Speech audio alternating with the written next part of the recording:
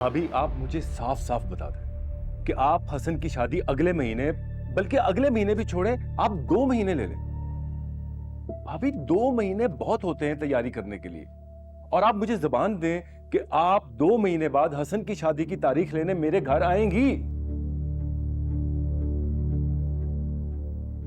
ये तो बहुत ही कम अरसा है, और मैं साफ साफ बता रही हूँ, अभी 1-2 साल तक मेरा शादी करने का कोई इरादा ही नहीं है अपने बेटे की।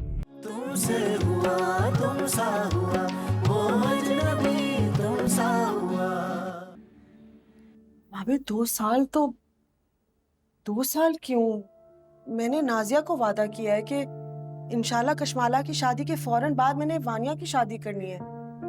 ये तो नहीं हो सकता ना कि मैं पहले छोटी बेटी की शादी कर लूं। और किस खर्चे की बात कर रही हैं आप? आपने तो सिर्फ चंद कपड़े खरीदने हैं ना। हमारे ससुराल की तो यही रस्म है कि बड़े बेटे की सास सब कुछ करती है, और अल्हम्दुलिल्लाह मैंने कशमाला के लिए और वनीशा के लिए जेवर बना के संभाला हुआ है। आपको किसी चीज की फिक्र नहीं करनी। ये शमीम, तुम तो ऐसे बात कर रही हो जैसे मैं अपने बेटे की नहीं बल्कि किसी गुड्डे की शादी कर रही हूँ। अरे भाई, मेरा एक इकलौता बेटा है, 100 अरमान है उसकी शादी को लेकर। इतनी आनन फानन शादी नहीं कर सकती उसकी मैं। हाँ, कैसे अरमान है, मुझे भी बताइए। शीश महल बनाएंगे उसके लिए, या शादी के 40 दिन जश्न करना चाहती हैं? आप कैसे बात कर रही हैं अम्मी से? आप बीच में मत बोलो। तुमसे नहीं बात करी, तुम्हारी अम्मा से बात कर रही हूं।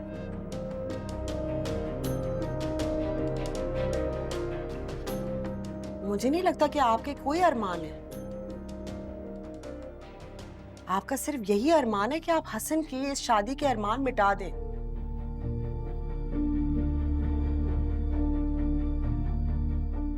तो संभाल के बांध के रखे ना अपने पल्लू से अपने बेटे को। खामोश हो जाओ शमीम। नहीं भाई, ये क्यों चुप होगी?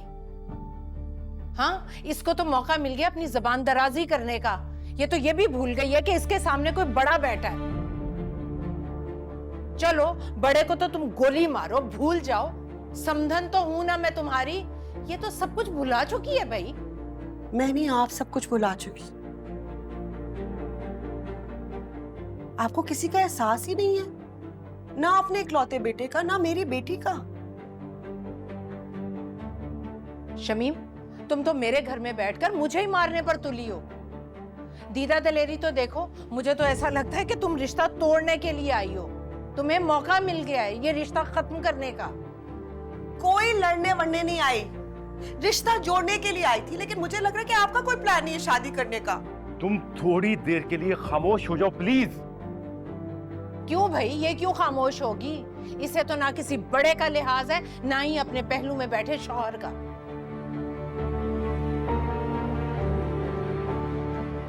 भाभी आप मुझे साफ साफ बता दें कि आप हसन की शादी अगले महीने, बल्कि अगले महीने भी छोड़े, आप 2 महीने ले लें।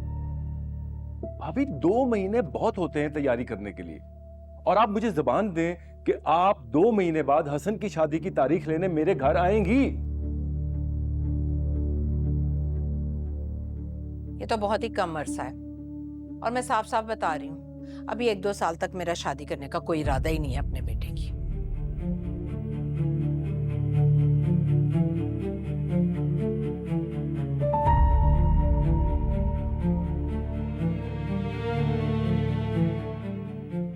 आप खुश हैं? आप कहा था ना, हमारी बेटी के 7 साल जाया करके अभी 2 साल कोई प्लान नहीं है।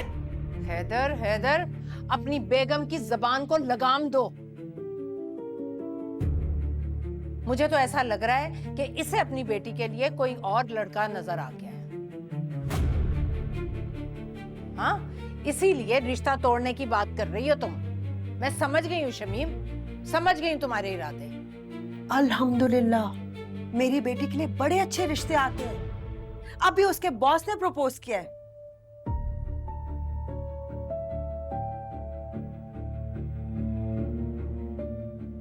इनकार तो मैं कर रही थी, लेकिन अब मुझे इनकार करने की कोई वजह नहीं नजर आ रही। आपका कोई प्लान नहीं है, और